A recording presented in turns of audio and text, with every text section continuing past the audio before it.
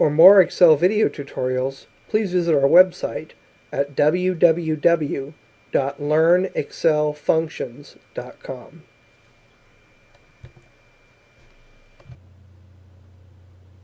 In this video, I'd like to show you how to put a basic formula or function into a spreadsheet inside of Microsoft Excel. And the example we're going to use is going to be finding the total for a series of values and the average for a series of values. So I'm going to go ahead and click on cell E4, and I always begin my formulas with an equal sign. And that lets Excel know that you're going to put a formula in as opposed to text or some numeric values. And then I'm going to go ahead and type the function name that I want to use. In this case, it's the sum function because I'm totaling. And then I do an opening parentheses. And now I need to put the cells in that I want to total.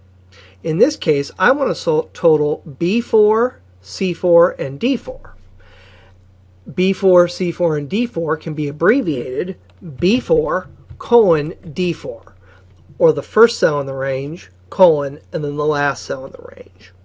I'll then close my parentheses and hit enter, and you'll see I get the total for those values.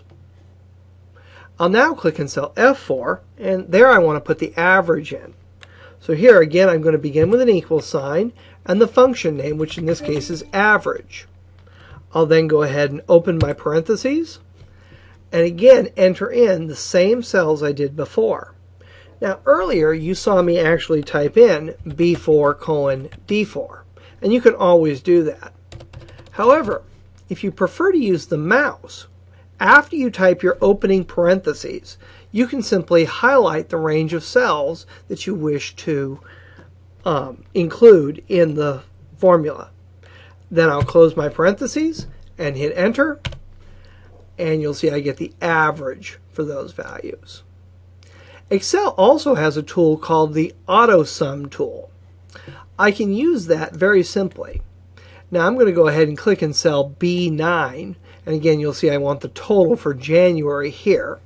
And then I'm going to go to the Home tab on my ribbon, and I'm going to come over here to AutoSum.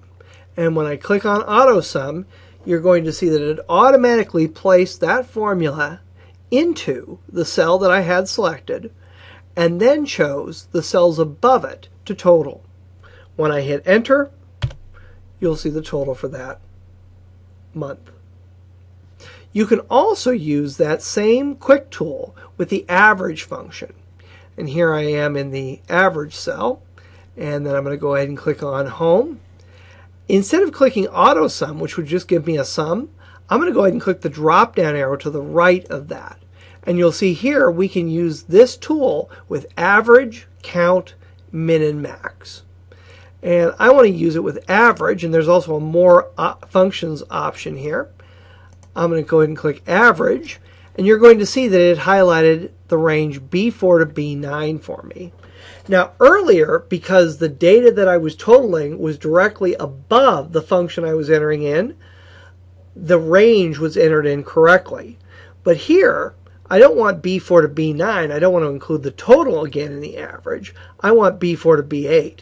So leaving that highlighted, I'm just going to go ahead and highlight the range of cells that I want, and you'll see it replaces it, and then hit enter, and we have the average now for that month. It's now easy to autofill these formulas down. I'm going to go ahead here and click on cell E4, and that cell contains the total. You'll see here again, I'll double click on it and show you. Equals sum B4 to D4, and we want to autofill that function down into the next four cells. So again, I'm going to click on that, and you're going to notice that there's a square box in the lower right hand corner. If I point at that, my cursor will change. Right now I have this thick plus sign, and I can use this to highlight ranges of cells. If I point at that square, you're going to see that the thick plus sign changes into a skinny plus sign. The skinny plus sign will allow me to autofill instead of highlighting. So I'm going to go ahead and point at that and drag down, and you'll see that it filled that formula in for the next four cells. And again, we're going to go up in here and double click on that cell, and you'll see the formula, the original formula was equals sum B4 to D4. or equals sum of the three cells to the left of that function. Now, when we actually copied that formula down into the lower cells by using the autofill option, it didn't actually copy the exact formula. It copied what that formula did. So when I double click on cell E5 here, you're going to say it says equals sum, open parentheses, exactly what it said before, but instead of B4 to D4, it updated the references to B5 to D5. It knew that I wanted to sum the three cells to the left of that formula. So again, Excel automatically updated those references for me.